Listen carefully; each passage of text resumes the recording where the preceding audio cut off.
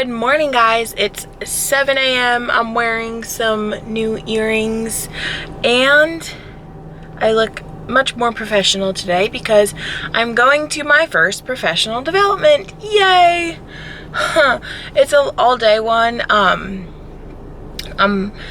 For the county. I'm hoping to get back into my classroom by the end of the day, but it would be a very long day, so I need some coffee. So let's go.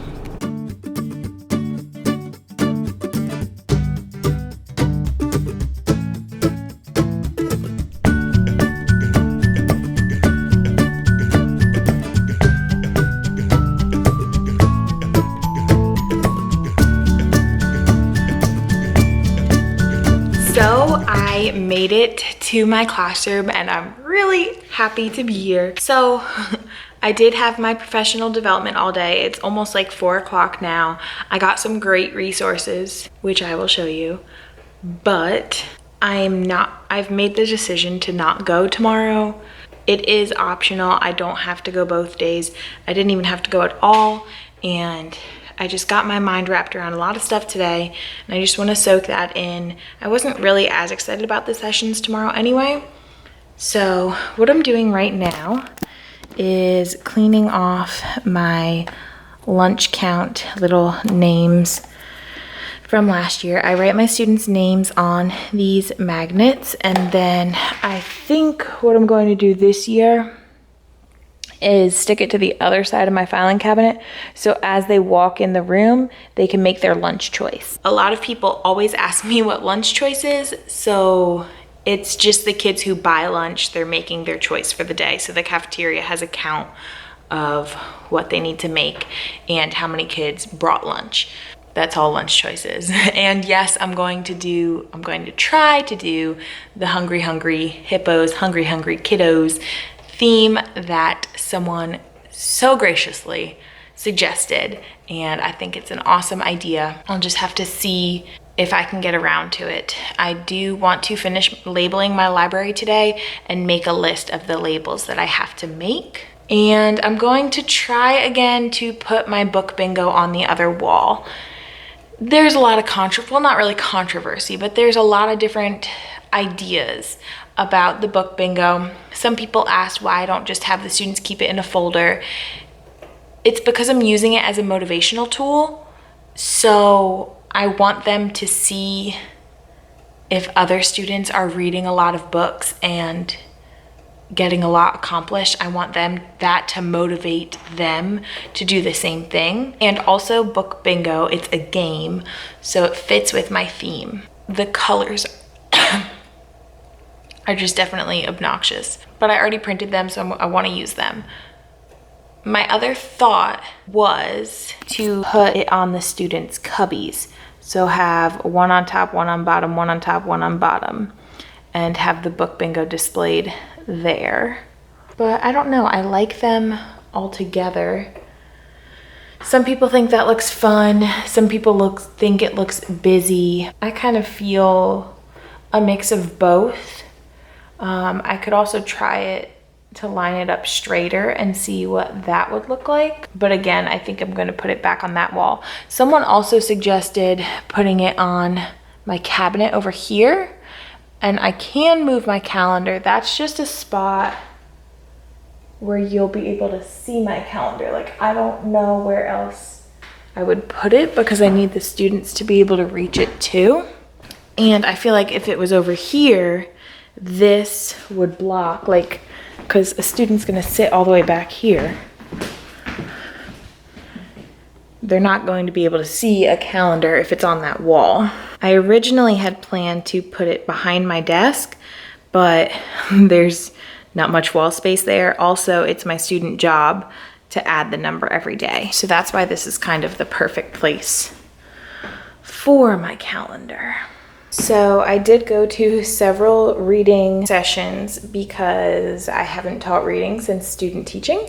So I did get this Ultimate Read Aloud resource by Lester L. Laminack, who talks about using 5 read alouds over and over and over again for different standards. That way your certain books become best friends with your children because you use them, one particular book, in so many different ways. And then I also got the Fountas and Pinnell prompting guide to help with meaning, structure, and visual small group lessons. I won this one. Well, actually, the teacher next to me did, and she said, I already have one of these. You probably need this, and gave it to me. So thank you to her. So those were the two things I got. Every time I add so many more book bins to my shelves, and I still feel like I have so many books to go through. And that one just completely toppled over. So let me explain what I got going on here, and let me know your ideas, because this is what I'm struggling with. I have a few Judy Blume books, like 2. I have 2 Judy Moody, and I maybe have 2 Junie B. Jones. So like I somehow want to group those together because they're all pretty similar, except Judy Blume could be more boy-friendly.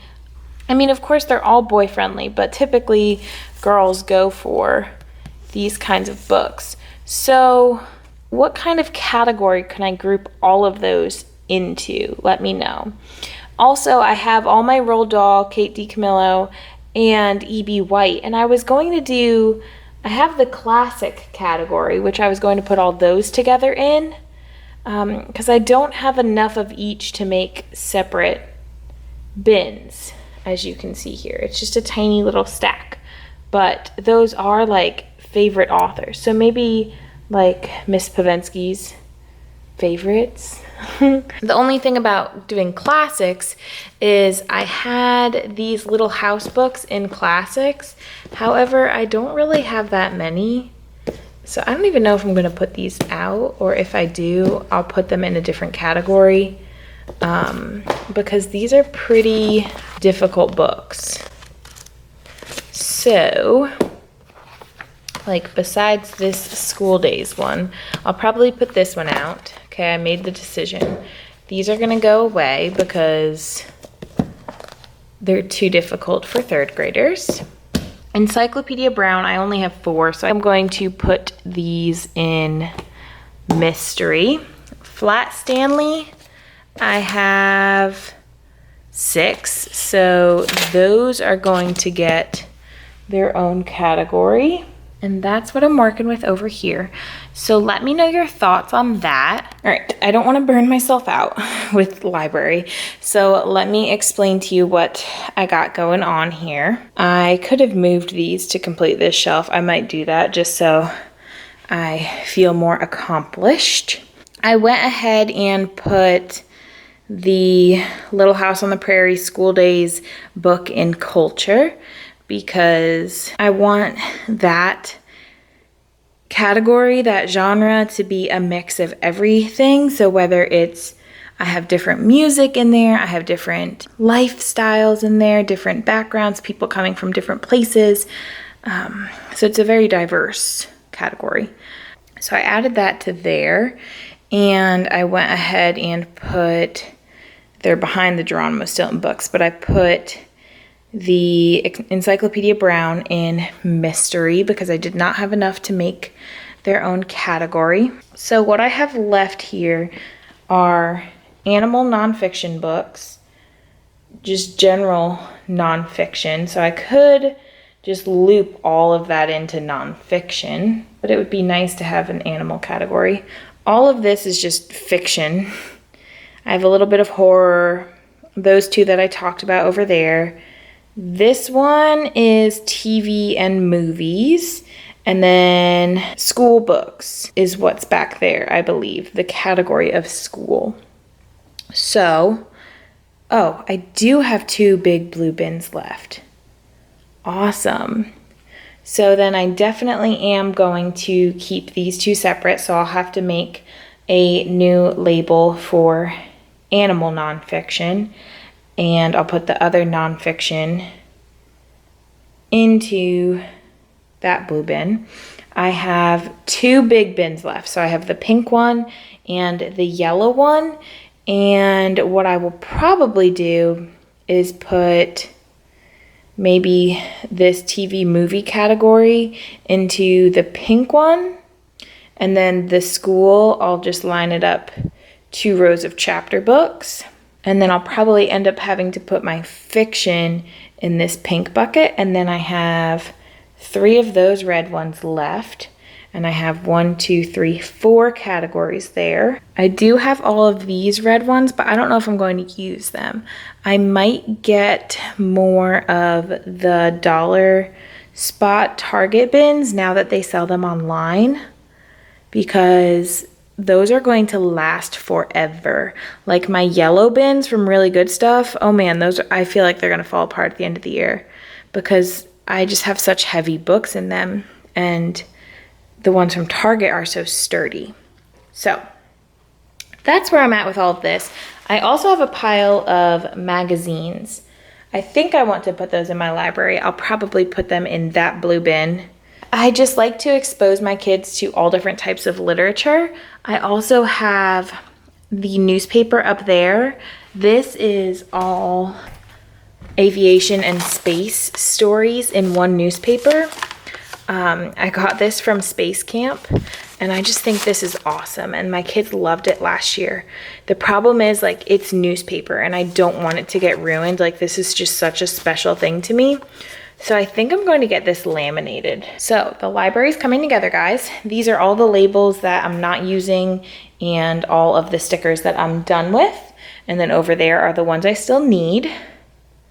I ran out of the little, let's see if I have an example. Oh, on the blue ones, I was using smaller rings and I ran out of them. So now I have these huge ones over here, so I might need to get some more of those just because those are really dangling over there. Looking at my book bingo, I really like it. Like, it looks crazy on camera because you can't really see the words, but you can see the font in person. Like, you could see what it is.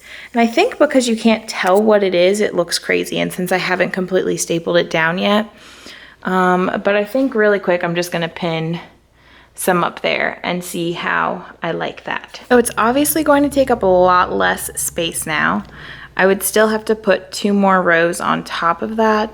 I just don't have enough to do that right now. I can now also spread them out. I'm gonna try that tomorrow, but I'm going to head out for now because it is getting late. I know some of you said you liked this better, and I kind of did too. I just thought it looked really busy. I think I really like it down here. And then, like I said, I'm gonna put the reading quote there. So let me know what you guys think. And also, I am going to have this on my TPT store. I'll put it up tonight, so the link will be down below. I will also link down below the questions that I talked about using with my parent volunteer for Book Bingo, what I'm going to ask my kids for them to be able to respond, show their comprehension, and get a sticker on their bingo board. If you're not sure what I'm talking about, go back to my previous videos. I'll link the whole playlist here. If you watch from the beginning, I do break down what Book Bingo is exactly. So I didn't get a lot accomplished today, but we are making a dent in that library, and that's really all that matters. So I hope you guys enjoyed this short one. Give me all your feedback on everything I asked about today. It's always so helpful, and I do read every comment. Eventually I respond to them. So yes, make sure you subscribe if you haven't. Hit that notification bell, give the video a thumbs up, and you can click on the screen now for my previous videos, and I will see you in my next one.